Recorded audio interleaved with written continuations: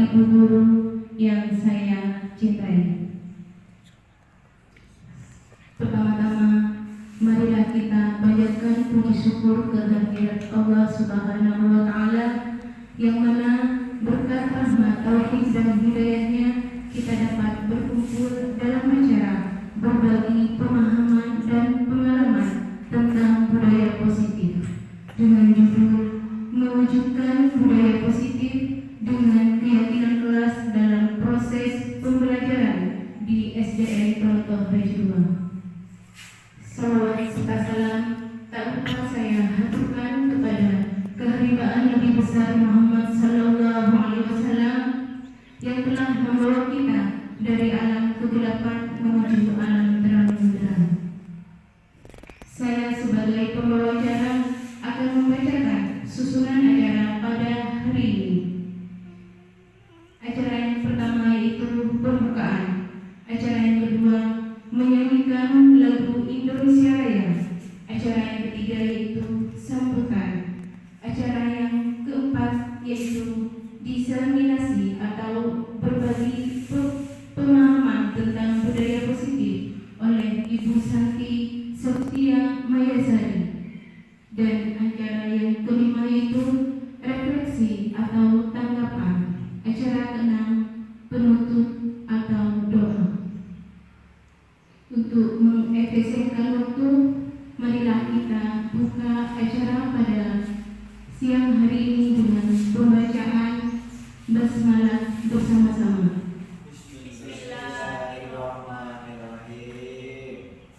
Acara yang kedua yaitu menyanyikan lagu Indonesia Raya. Kepada Bapak Ibu guru dimohon berdiri.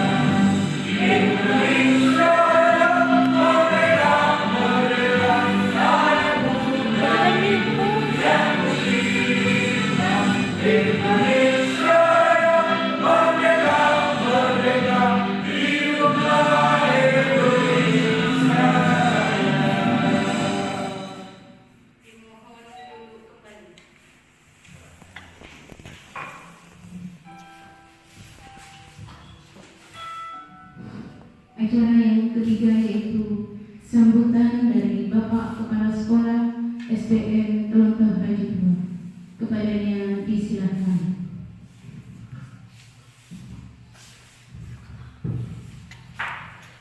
Assalamualaikum warahmatullahi wabarakatuh. Waalaikumsalam warahmatullahi wabarakatuh. Bismillahirrahmanirrahim. Assalatu wassalamu ala asrofil anbiya'i wal mursalin Sayyidina Muhammadin wa ala alihi wa sahbihi ajma'in. Qala rabbi shrah li sadri wa yassir li amri wahlul 'uqdatam min lisani yafqahu qawli.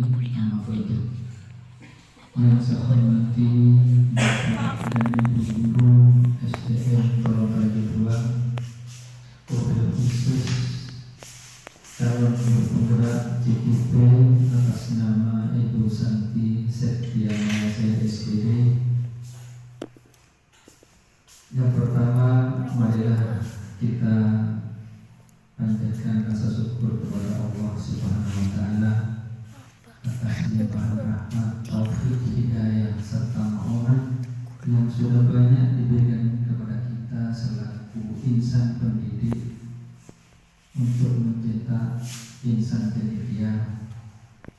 Salam dan salam semoga tetap tercurah limpahkan kepada junjungan Nabi besar Muhammad SAW. Bapak Ibu yang saya hormati, hari ini tanggal 31 Januari tahun 2023 adalah momen yang sangat berharga, terutama bagi kami selaku warga atau kepala sekolah di SDN Tolontaju 2, karena SDN Tolontaju 2 tahun ini juga mewakili satu guru, yaitu Ibu Santi Septia Mayasari, yang ikut seleksi calon guru penggerak, dan alhamdulillah sudah tinggal menunggu kelulusan.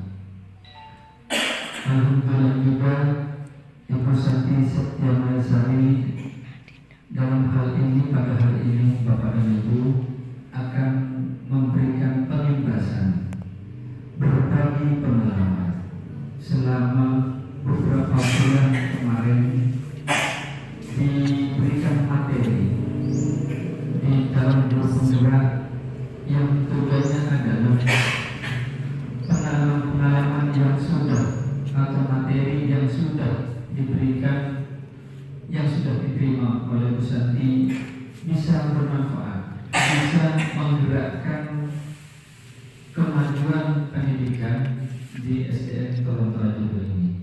Jadi bukan perlu pengalaman yang sudah dilakukan ataupun materi yang sudah diterima selama mengikuti pelatihan di calon guru penggerak ini akan dibebaskan kepada kita semua, Bapak Ibu. Ini yang untuk kita syukuri, karena hal baru ini bisa memberikan semangat baru, bergairah baru untuk dunia pendidikan, terutama kemajuan pendidikan di SDN Tolontaju 2. Bapak Ibu yang saya hormati, saya selaku kepala sekolah sangat bangga kepada Ibu Santi yang sudah lulus seleksi calon guru penggerak tahun 2022, dan semoga nantinya ilmu-ilmu Ibu Santi yang sudah diterima dan sudah ditetapkan di pembebasan lain di sini bisa bermanfaat, terutama untuk guru-guru, juga bisa bermanfaat untuk murid-murid, yang nanti tujuan akhir adalah adanya kemajuan tentang pendidikan. Nah, untuk pembebasan ini, Bapak Ibu yang saya hormati, ini adalah pembebasan budaya positif, pembebasan budaya positif yang nantinya Bapak dan Ibu akan disampaikan oleh Ibu Santi.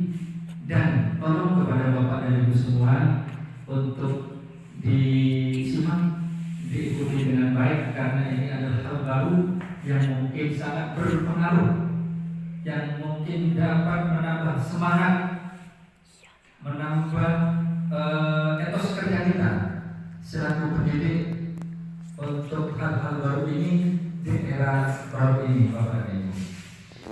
Saya tidak banyak yang saya sampaikan, karena saya selaku kepala sekolah hanya merestui dan mengiyakan untuk Bu Santi untuk berikan paparan tentang SDN Tolontaju 2.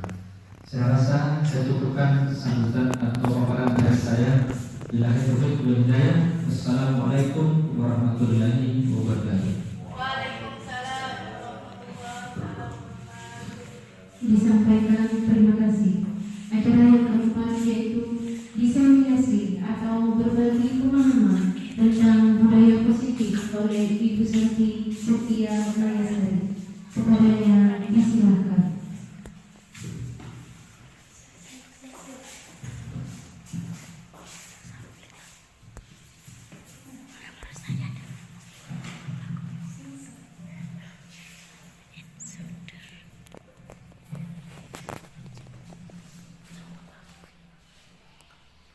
Assalamualaikum warahmatullahi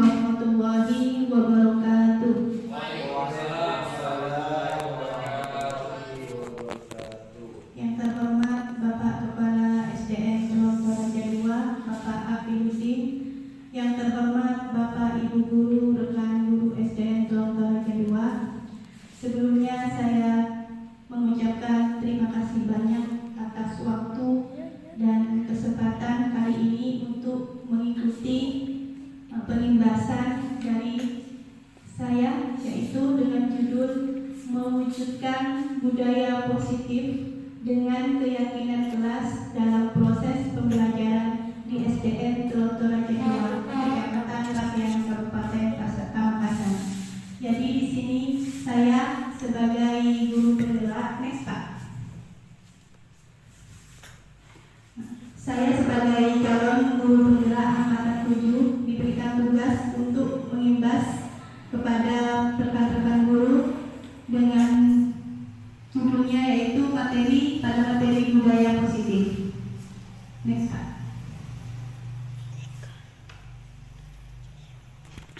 Nah, di sini saya akan memperkenalkan nama fasilitator saya dari Jawa Timur, kalau nggak salah Tulungagung, yaitu dengan Bapak Noh Agung Santoso, dan pengajar praktik saya itu Bapak Sutrisno dari SDN Bujur Barat 1 Batu Marmar.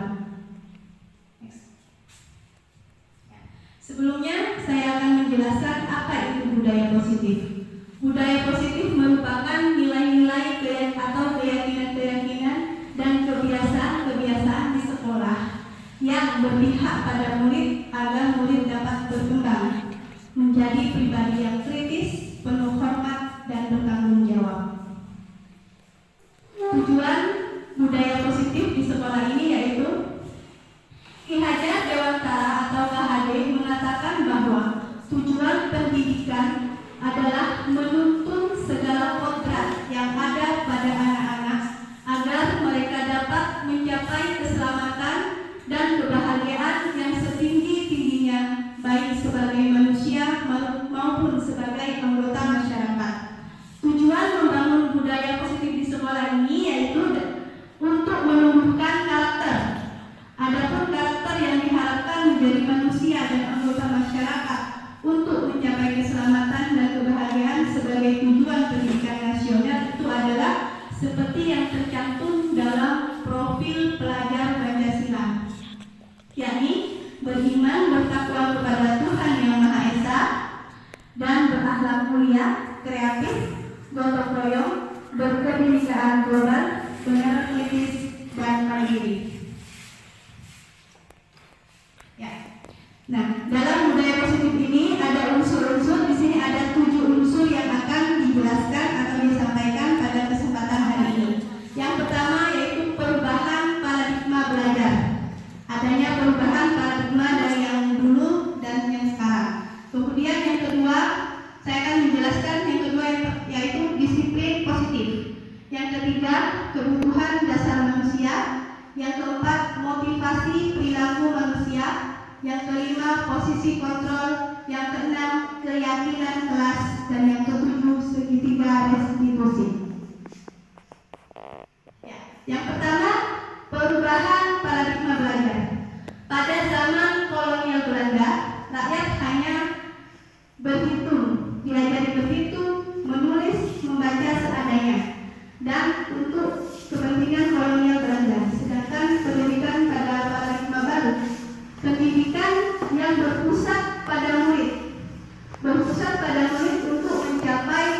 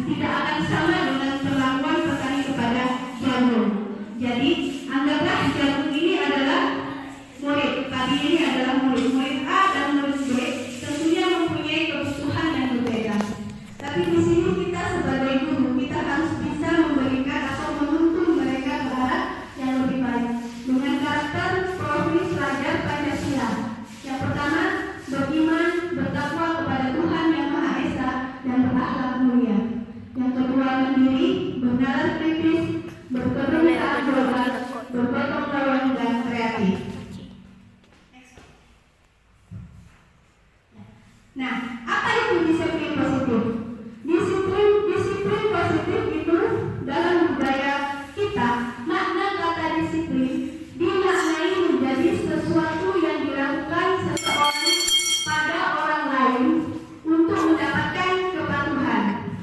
Nah, sebagai pendidik, tujuan kita adalah dapat menciptakan anak-anak yang memiliki disiplin diri, sehingga mereka bisa berperilaku dengan mengacu pada nilai-nilai kebajikan universal dan memiliki motivasi intrinsik atau motivasi dari dalam, bukan hanya karena hukuman atau hadiah. Jadi, disiplin positif merupakan salah satu cara penerapan disiplin yang bertujuan untuk menumbuhkan kesadaran. Di sini menumbuhkan kesadaran anak untuk melakukan sesuatu tanpa iming-iming hadiah atau tanpa takut dihukum. Nah, untuk menciptakan disiplin positif itu sendiri, kita harus mengetahui 5 kebutuhan dasar manusia. Karena manusia itu melakukan sesuatu itu karena ingin memenuhi kebutuhan dasarnya. Nah, di sini apa saja sih kebutuhan dasar manusia? Yang pertama, bertahan hidup. Yang kedua, kasih sayang dan rasa aman. Yang ketiga, penguasaan. Yang keempat, kebebasan. Dan yang kelima, kesenangan. Tolong Pak, sebelumnya Pak. Ya, untuk lebih memahami tentang yang tadi Pak. Ya, untuk memahami 3 kebutuhan dasar manusia ini, kita lihat YouTube. Klik Pak YouTube-nya Pak.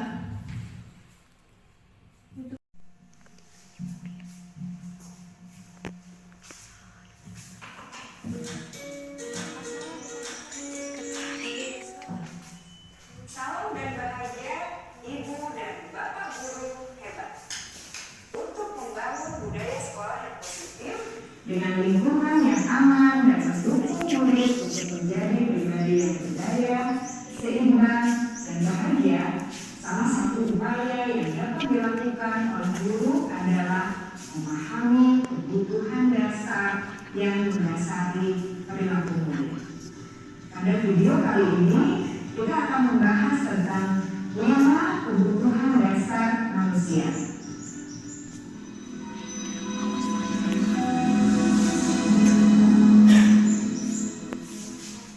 Ki Hajar Dewantara dalam salah satu kutipannya menyatakan, kita ambil contoh perbandingannya dengan hidup tumbuh-tumbuhan.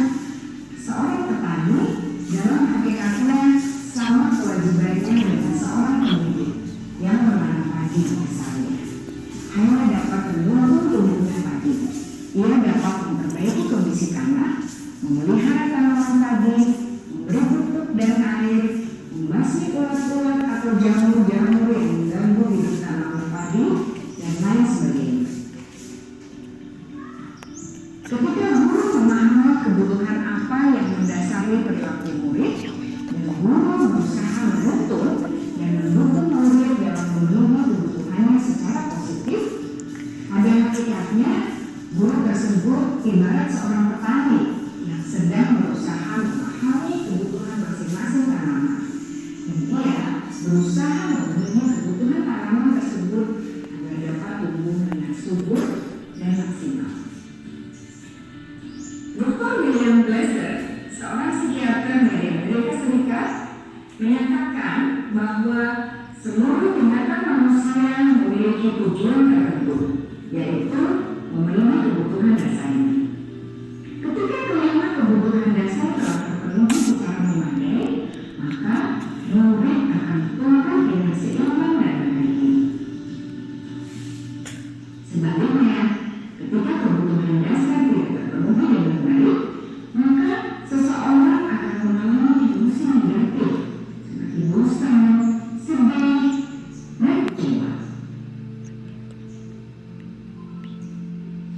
Bahkan mereka dapat melakukan perbuatan yang bertentangan dengan nilai kebajikan atau melanggar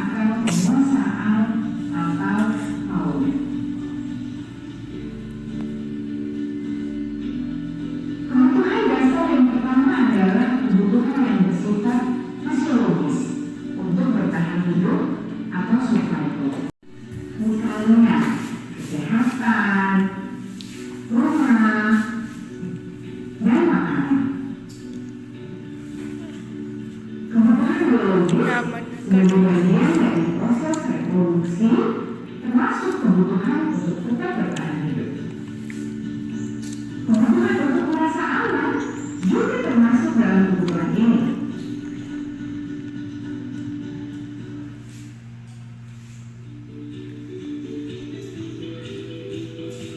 Agar mereka dapat belajar dengan baik, menyukai mereka merasa aman, sangat, dan paham. Lagi dong mengenal kanun bahasa hadi deh.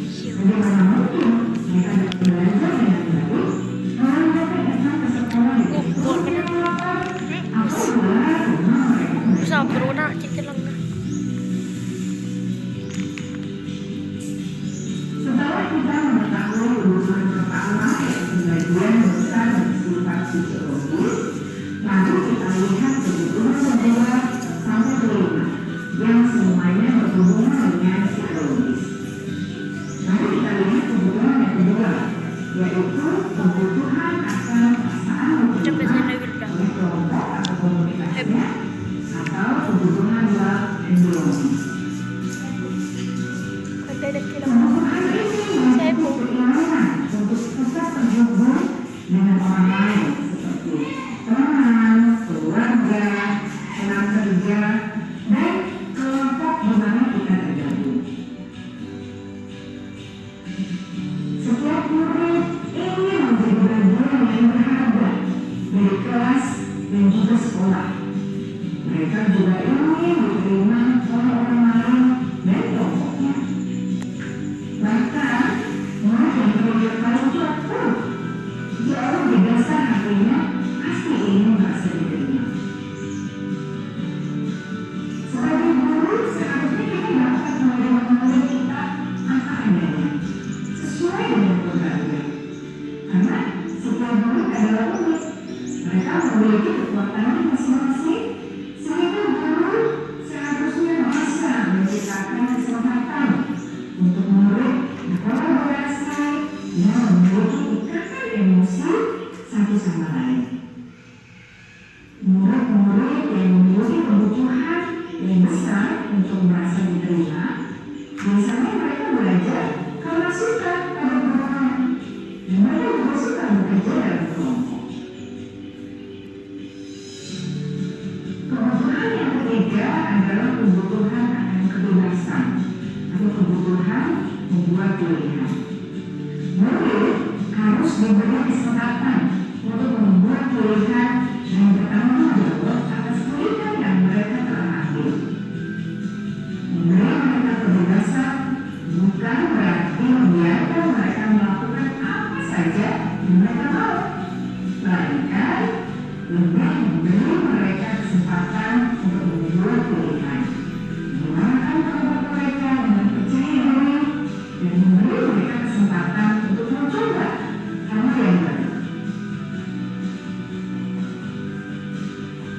Pembelajaran dengan metode yang beragam dan menarik juga akan memenuhi kebutuhan murid tentang kebebasan ini. Pembelajaran berdiferensiasi di mana guru menyediakan beberapa jenis tugas yang bisa dipilih oleh murid sesuai minat mereka, sangat baik untuk memudahkan murid menjadi lebih mandiri dan memiliki motivasi internal. Karena kebutuhan akan kebebasan pada dasarnya adalah kebutuhan untuk mandiri, memiliki otonomi, memiliki pilihan, dan mampu mengendalikan arah hidupnya sendiri.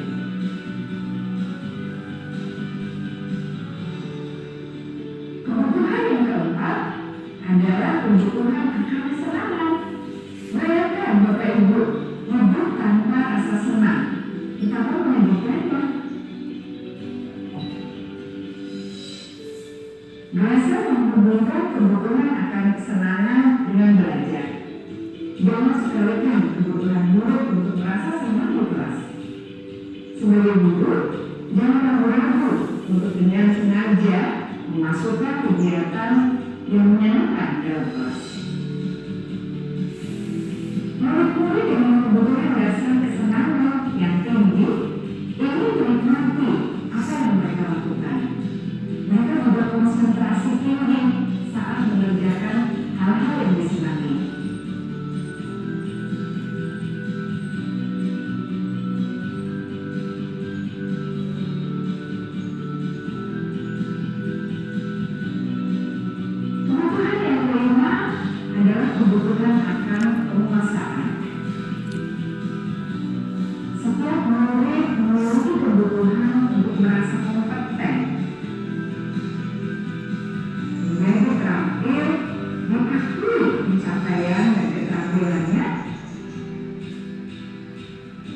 didengarkan, bisa membuat dampak dan pengaruh, dan memiliki rasa adil. Mereka sebaiknya memberi kesempatan untuk membuat keputusan tentang hal-hal yang penting dalam hidupnya dan tidak merasa dikontrol oleh sistem sekolah. Pada murid yang telah menginjak usia remaja, seringkali mereka merasa tidak memegang kendali atas kehidupannya sendiri, karena guru tak terlalu berpengaruh dalam mengambil keputusan. Murid-murid yang memiliki kebutuhan dasar akan penguasaan yang tinggi biasanya selalu ingin menjadi pemimpin. Mereka juga suka mengamati sebelum mencoba hal yang baru. Mereka juga perfeksionis dan merasa kecewa bila melakukan kesalahan.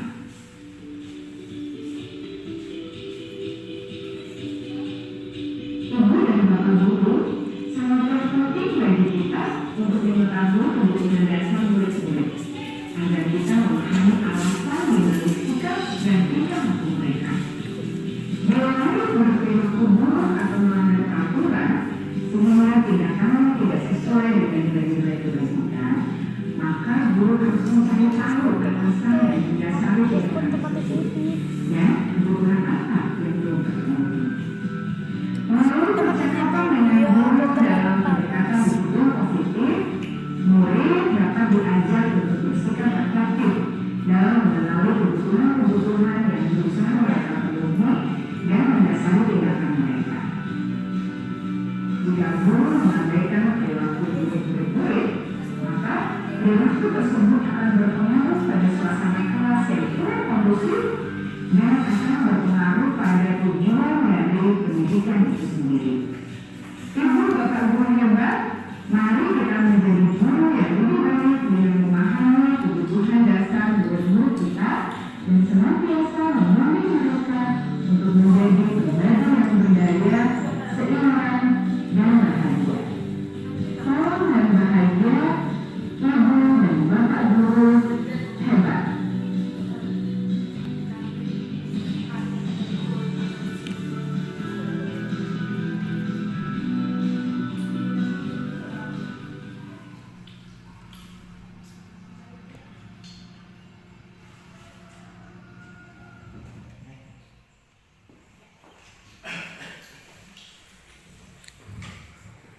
Itu tadi adalah video dari kebutuhan dasar manusia, kelima kebutuhan dasar manusia. Next Pak.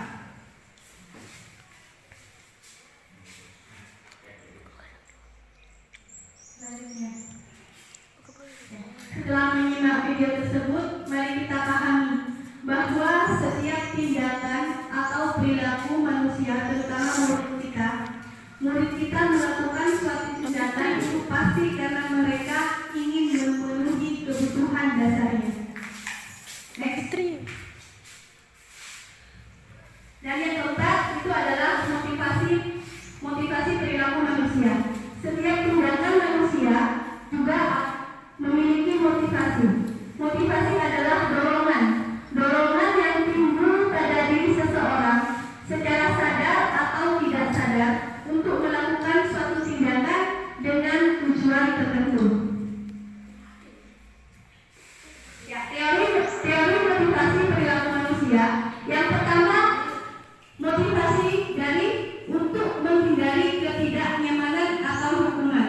Ini karena menghindari ketidaknyamanan atau hukuman.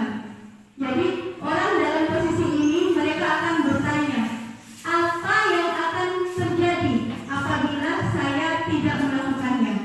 Kemudian motivasi yang kedua yaitu untuk mendapatkan imbalan dari orang lain atau institusi. Ini juga merupakan motivasi eksternal. Orang dalam posisi ini mereka akan bertanya, apa yang akan saya dapatkan apabila saya melakukannya? Dan motivasi yang ketiga yaitu untuk menghargai diri sendiri. Nah, inilah motivasi intrinsik yang kita harapkan sebagai tujuan disiplin positif. Seseorang dalam motivasi ini akan bertanya, akan menjadi orang seperti apa apabila saya melakukannya. Next, Pak. Jadi tiga motivasi perilaku manusia ini, yang pertama untuk menghindari ketidaknyamanan atau hukuman. Motivasi yang kedua yaitu untuk mendapatkan imbalan atau penghargaan dari orang lain. Motivasi yang ketiga itu untuk menjadi yang mereka inginkan dan menghargai diri sendiri dengan nilai-nilai yang mereka percaya. Selanjutnya, nah, kita bahas tentang hukuman. Apa sih hukuman itu? Hukuman itu bersifat tidak terencana atau tiba-tiba. Anak atau murid tidak tahu apa yang akan terjadi dan tidak dilibatkan dalam hukuman. Dan hukuman ini bersifat satu arah. Dari pihak guru memberikan dan murid hanya menerima suatu hukuman tanpa melalui suatu kesepakatan atau penghargaan pengarahan dari pihak guru, baik sebelum atau sesudahnya. Jadi hukuman yang diberikan bisa berupa fisik maupun psikis. Murid atau anak disakiti oleh suatu perbuatan atau kata-kata seperti dimarahi atau dihukum keliling lapangan, itu merupakan suatu hukuman. Kemudian yang kedua, dihukum oleh penghargaan. Saat kita berulang kali menjanjikan hadiah, sebenarnya hadiah ini merupakan suatu hukuman. Murid-murid akan selalu menginginkan melakukan sesuatu hanya karena ingin mendapatkan hadiah atau penghargaan. Jadi menjadikan hadiah kepada anak-anak agar berperilaku bertanggung jawab, atau kepada seorang murid agar mendapat sesuatu yang baru, atau kepada seorang karyawan yang melakukan pekerjaan yang berkualitas, kita sedang berkonsumsi. Mereka tidak dapat melakukannya atau mereka tidak akan memilih untuk melakukannya. Kemudian pengaruh jangka pendek dan panjangnya, penghargaan efektif jika kita menginginkan seseorang melakukan sesuatu yang kita inginkan dalam jangka waktu pendek. Jadi kita menggunakan penghargaan lagi dan lagi, maka orang tersebut akan bergantung pada penghargaan yang diberikan. Jadi mereka akan bergantung dan akan kehilangan motivasi dari dalam. Jadi karena motivasi dari luar, karena faktor eksklusifnya mereka melakukan sesuatu. Jika kita mendapatkan penghargaan untuk melakukan sesuatu yang baik, maka selain kita senantiasa berharap mendapatkan penghargaan tersebut lagi, kita pun menjadi tidak menyadari tindakan baik yang kita lakukan. Jadi walaupun kita melakukan tindakan baik untuk mendapatkan penghargaan, kita merasa tidak memperhatikan perlakuan baiknya, tapi yang kita makan adalah penghargaannya. Nah, di sini saya akan ada beberapa kasus. Yang pertama, mencatat 100 kali dalam buku kalimat, saya tidak akan terlambat lagi karena terlambat ke sekolah. Nah, menurut Bapak Ibu, ini merupakan hukuman atau konsekuensi? Hukuman. Yang kedua, lari mengelilingi lapangan basket 2 kali karena terlambat hadir di sekolah. Hukuman atau konsekuensi? Nah, yang ketiga, nanti kita bahas. Murid diminta untuk push up 15 kali karena tidak menggunakan masker ke sekolah. Hukuman. Terus, menggantikan kertas tugas teman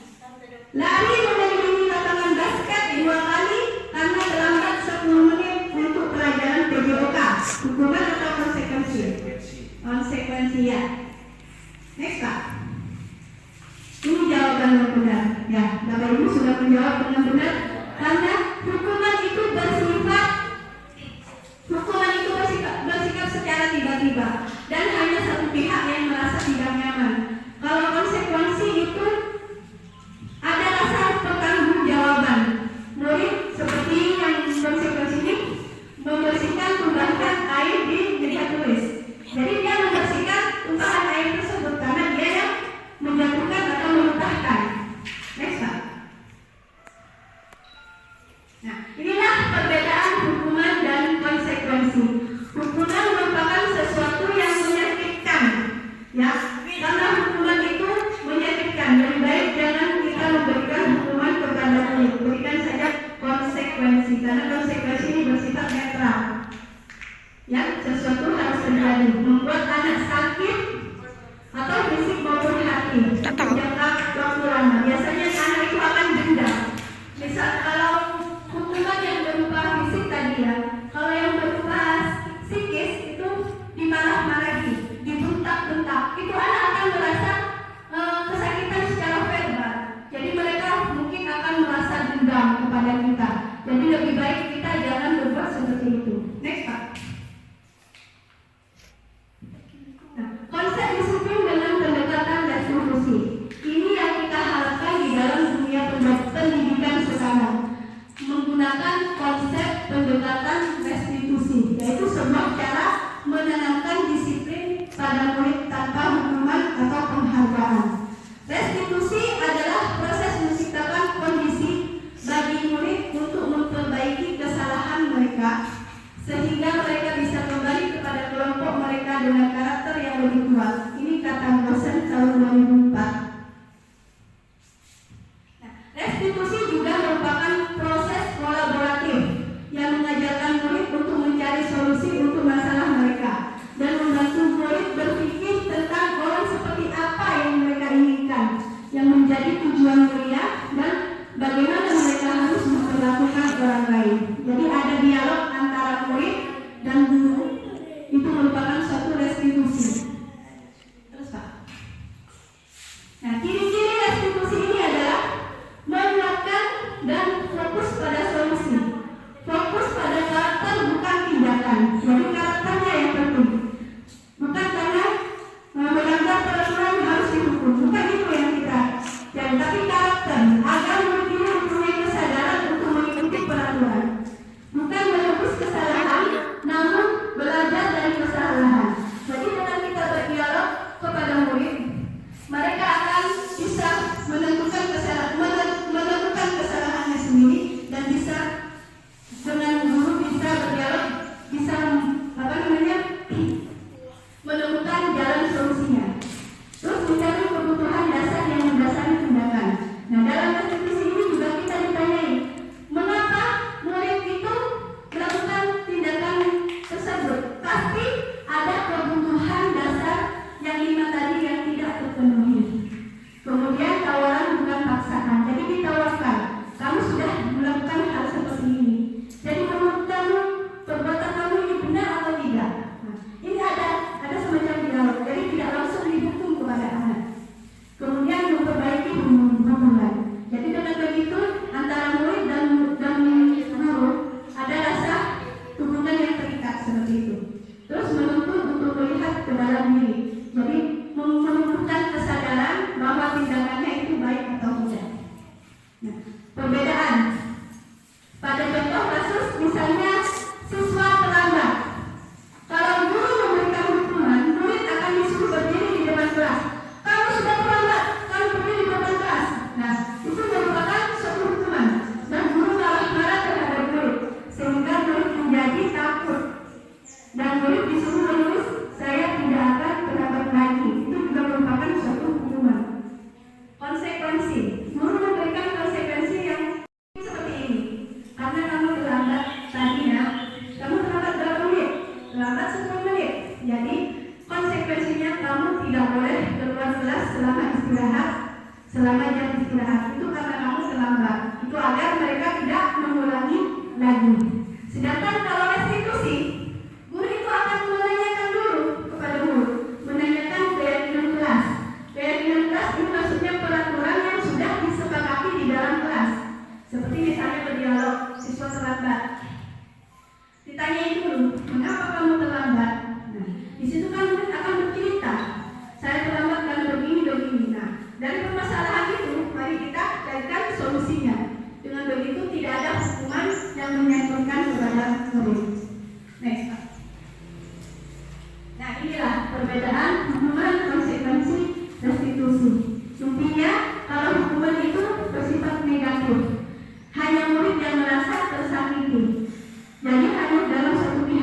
Kalau sensibel sini bersifat netral, murid dan guru sama-sama berpihak. Tapi kalau restitusi ini lebih positif karena ada dialog di sini antara guru dan murid untuk memperbaiki suatu kesalahan. Next, Pak. Nah, posisi kontrol guru. Dalam setiap kasus ada 5 posisi kontrol yang sering digunakan oleh guru. Yaitu yang pertama, guru sebagai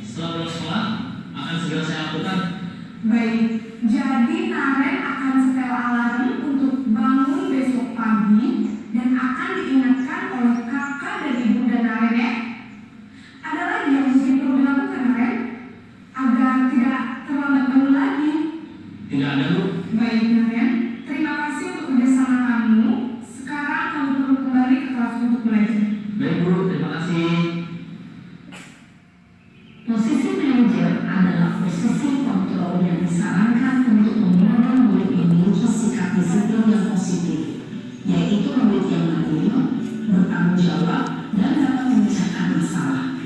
Tujuan dari posisi ini adalah agar murid dapat berefleksi atas tindakannya. Guru akan dengan tulus memberikan pertanyaan-pertanyaan bermakna sehingga membuat murid dapat belajar menyelesaikannya. Ibu dan bapak guru hebat, setelah mengamati adegan kelima posisi kontrol tadi, kira-kira posisi mana yang paling ideal? Posisi mana yang dapat menunjang motivasi intrinsik murid? Ya, tentu posisi manajer. Posisi ini memang posisi ideal dan telah dituju setiap pendidik. Pada posisi inilah, guru dapat menerapkan disiplin positif yang berpihak pada murid dan memerdekakan murid. Perjalanan seorang pendidik tentunya tidak mudah untuk sampai pada posisi seorang manajer. Namun, tujuan kita pasti, yaitu menciptakan murid-murid yang mandiri, merdeka, dan bertanggung jawab. Semoga penggambaran 5 posisi kontrol yang telah diperlihatkan ini dapat menjadi ajang refleksi bagi 5 posisi kontrol yang disarankan kepada guru. Setelah menyimak video, posisi kontrol manakah yang menurut Bapak Ibu yang paling tepat diterapkan kepada murid? Ya, posisi kontrol murid manager. Karena di sini ada alasan dialog antara guru dan murid dan ada kesadaran diri murid untuk memperbaiki kesalahannya. Yang keenam, saya akan membahas tentang keyakinan kelas. Mengapa keyakinan kelas? Mengapa tidak peraturan kelas saja?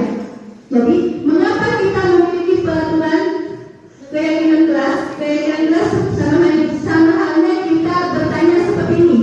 Mengapa kita memiliki peraturan tentang menggunakan helm pada saat mengendarai kendaraan roda 2 atau sepeda motor? Pasti kemungkinan jawabannya adalah agar untuk keselamatan.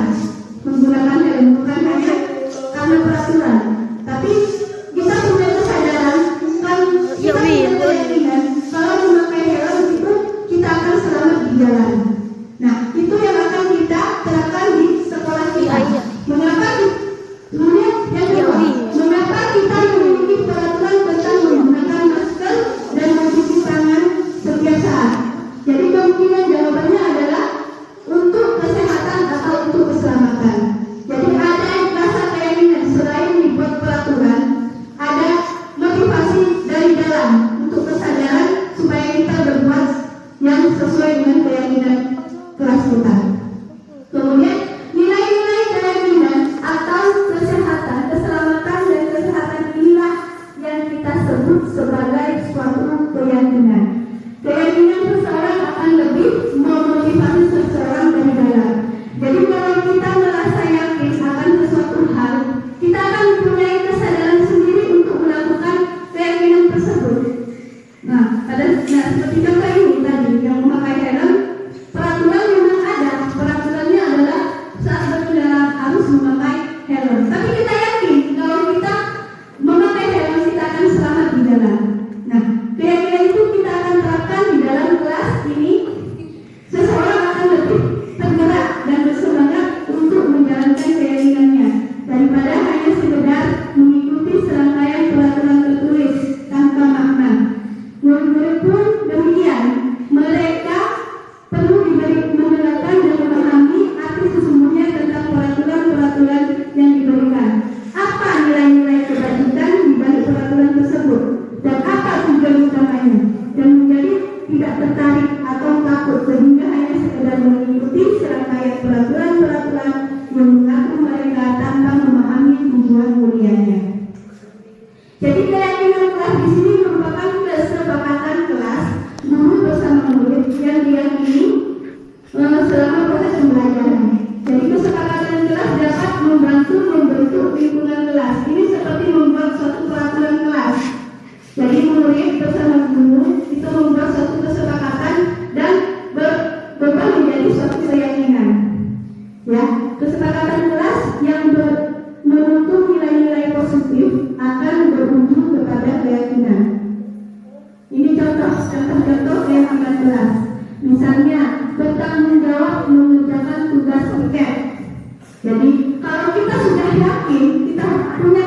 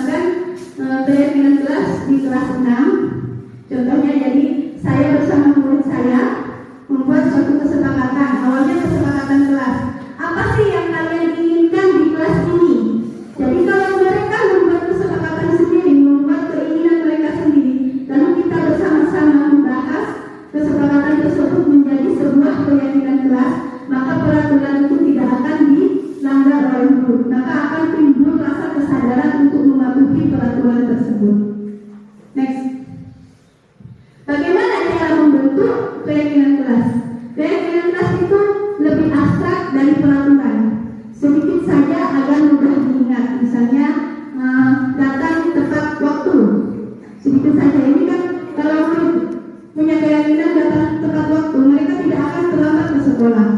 Mengerjakan tugas juga tidak akan terlambat, efisien waktu, seperti itu. Sedikit saja gambarnya, terus berupa pernyataan universal sesuai dengan kondisi kelas agar mudah diterapkan. Jadi maksudnya sesuai dengan kondisi kelas, murid di kelas tersebut kan pasti mengetahui apa saja yang dibutuhkan oleh kelas. Misalnya kalau di kelas 6 itu contohnya anak-anak itu bergeng-geng, ada geng bersama, ada geng timur sabur. Jadi saya membuat suatu keyakinan mereka harus ada rasa kerukunan. Jadi tidak membedakan adanya bersabur dan timur sabur. Harus ada rasa kekompakan di dalam kelas dan kerukunan di dalam kelas.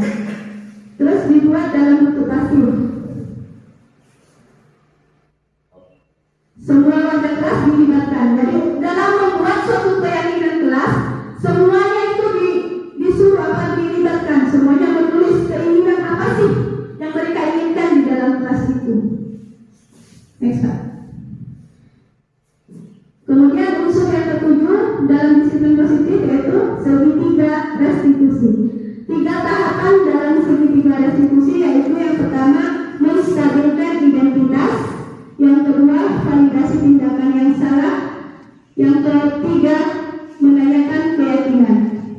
Terus Pak, di sini ada video lagi contoh penerapan segitiga restitusi.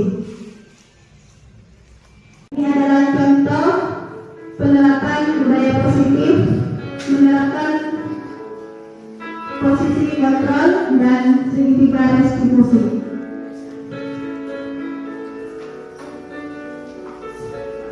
Ini saya coba diterapkan membuat demonstrasi kepada anak kelas 6 penerapan segitiga restitusi.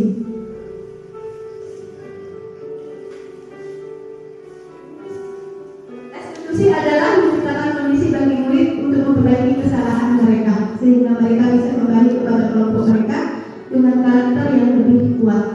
Restitusi ini membantu murid menjadi memiliki tujuan disiplin positif dan memuliakan dirinya sendiri. Setelah berbuat salah, ada 3 tahapan restitusi.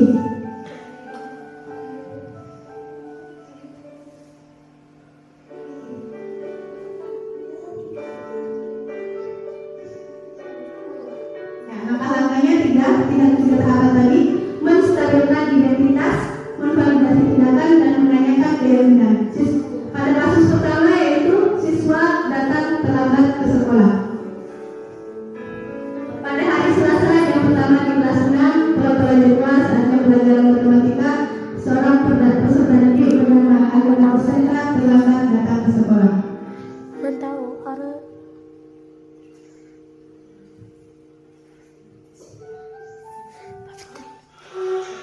Ini kasus yang pertama, siswa terlambat datang ke sekolah.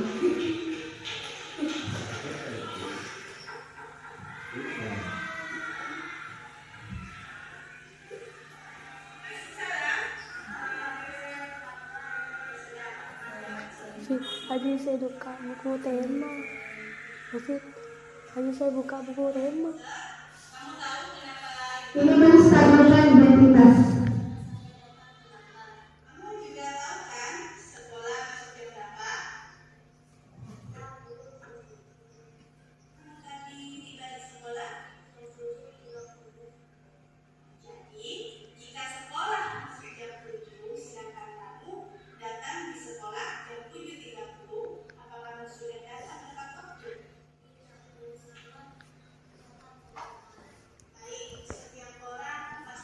Nah, ini kata-katanya. Setiap orang pasti punya kesalahan. Jadi bukan hanya dia yang melakukan kesalahan. Ini menstabilkan identitas. Tidak mencari kesalahan kamu atau orang lain.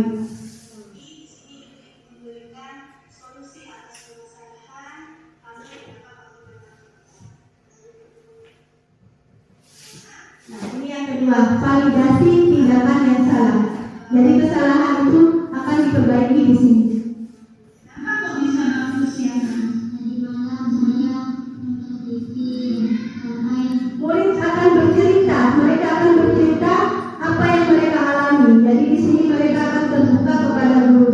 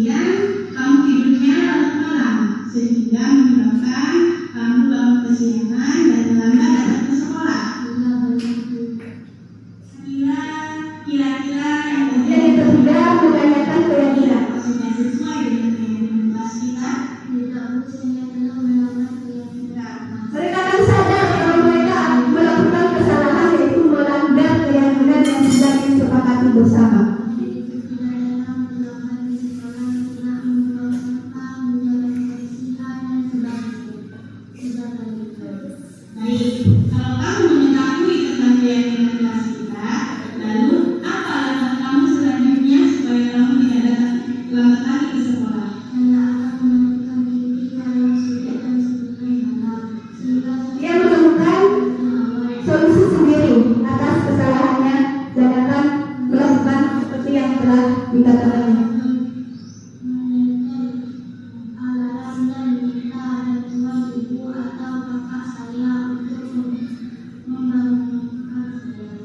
Baik, kapan kamu akan mulai melaksanakan langkah kamu tadi?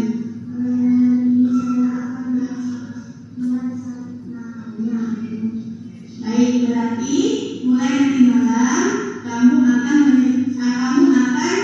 mematikan televisi jam 9 malam dan tidurnya lebih awal. Juga kamu akan menyetel alarm dan minta tolong ibu dan kakak kamu untuk membangunkan kamu agar tidak kesiangan dan bisa tepat waktu datang ke sekolah.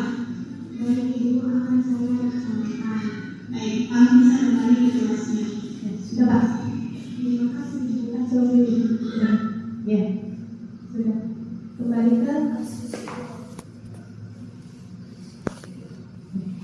terima kasih. Selanjutnya Pak. Nah, untuk segitiga restitusi ini bisa diterapkan kepada anak didik kita bukan hanya kasus terlambat, mungkin dalam kasus bertengkar bersama teman atau kasus yang lainnya itu bisa kita terapkan segitiga restitusi. Jadi di sini agar mereka mempunyai kesadaran diri bahwa mereka melakukan kesalahan dan dia berdialog kepada bersama guru melalui segitiga restitusi ini, mereka akan menyadari dan bisa memberikan solusi atas dirinya sendiri. Terima kasih. Mungkin itu yang bisa saya sampaikan. Saya akan kembalikan kepada pembawa acara. Terima kasih. Wassalamualaikum warahmatullahi wabarakatuh. Disampaikan, terima kasih. Acara selanjutnya yaitu refleksi atau tanggapan. Kami persilakan kepada moderator yang sudah memberikan waktu kepada saya untuk menanggapi apa yang sudah disampaikan oleh calon guru penggerak Ibu Santi Setia Mayasari yang sudah sangat baik dalam memberikan sampaian materi pengembaraan budaya positif kepada kami seluruh Dewan Guru yang ada di Kelontar kedua. Untuk itu saya selaku kepala sekolah sangat bangga berikan aplaus yang meriah untuk Ibu Santi.